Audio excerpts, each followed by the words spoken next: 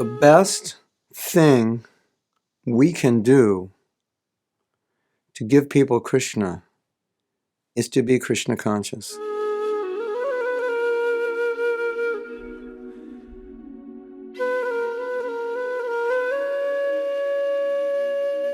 The easiest way for them to be Krishna conscious is if we are Krishna conscious.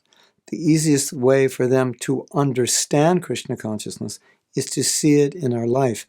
The best way for them to gain faith is to see that we followed a process and we reached a result that they would want, that they admire, that they would envy. Oh, you're so happy, you're so gentle, you're so kind, you're so calm. And so we should never think that just by a certain strategy of preaching, that in itself is sufficient. Because people will doubt us unless we live what we teach. And when we live what we teach, specifically when we become more advanced in Krishna consciousness, our presence will have a very strong effect on people because there'll be more Krishna in us. When there's more Krishna in us, just by being with us, they will be more Krishna conscious. Now, this is an interesting idea. The more Krishna conscious I am, the more the people around me will be Krishna conscious. Why is that interesting? Well, if I want to make people Krishna conscious, and if what I said is true, and it is, then the best technique for me to make people Krishna conscious is to be more Krishna conscious, because if they're with me, they're going to become more Krishna conscious if I'm more Krishna conscious. I know that's simple, and you probably already understood it, but a lot of times I say simple things because I don't really think we get it. It's like too simple. It just goes right over our head. It's too simple. So, of course, we need to teach. Of course, we need strategy. Of course, we need organization. We need so many things. We need high standards of deity worship, prasadam, nice kirtans, everything. But what's the value of a nice kirtan unless the kirtan leader is a pure devotee? It loses its value. What's the value of a beautiful drama, Prabhupada said, unless the actors are pure devotees? Because it doesn't fully communicate and touch the heart of the audience unless there's the purity of the speaker or the kirtan leader or the actor or the artist or the cook. The cook, everyone's eating what the cook cooks.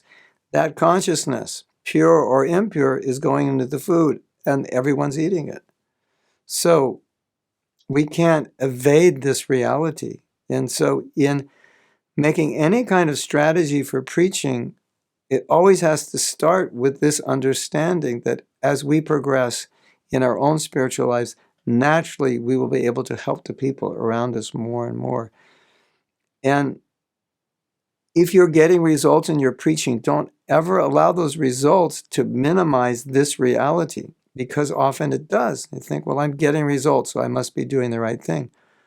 Perhaps you are doing the right thing, but perhaps you're neglecting doing this, and in the long run, you're not really going to be able to elevate people as high as you could if you were more Krishna conscious, or you're not able to touch as many people as you could if you were more Krishna conscious. So don't just assume because I get results that means I'm Krishna conscious. Sometimes we get results just because we're good at what we do. We know how to talk to people. We know how to speak in a way that people laugh and they like it. Or we know how to sell a book because we're just a natural salesman. Or we know how to lead and manage because Krishna gave us that ability. And then we start equating that with spiritual advancement. It may be, but it may not be. It may have nothing to do with that. It may just be a material ability that we have.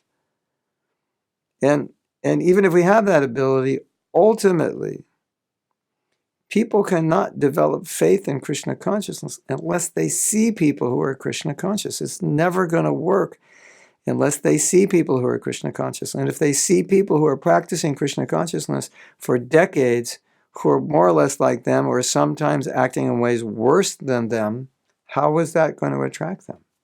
And so, you probably know, if you've been around the Hare Krishna movement a while, you know, or any religious movement, it's not easy to keep people moving forward. and moving steadily up in their spiritual life. But it's easier when they're surrounded by people who are moving up. So one of the greatest services we can do for other people is just to become Krishna conscious, because that will have the immense power in helping them advance in Krishna consciousness. And that steady advancement is one of the biggest challenges that every spiritual movement and every spiritual practitioner faces. So we can do a great service just by absorbing ourselves more and more deeply in Krishna consciousness, and naturally it'll just come out. It'll affect people. We'll naturally share it. And not only will we benefit, so many people will benefit.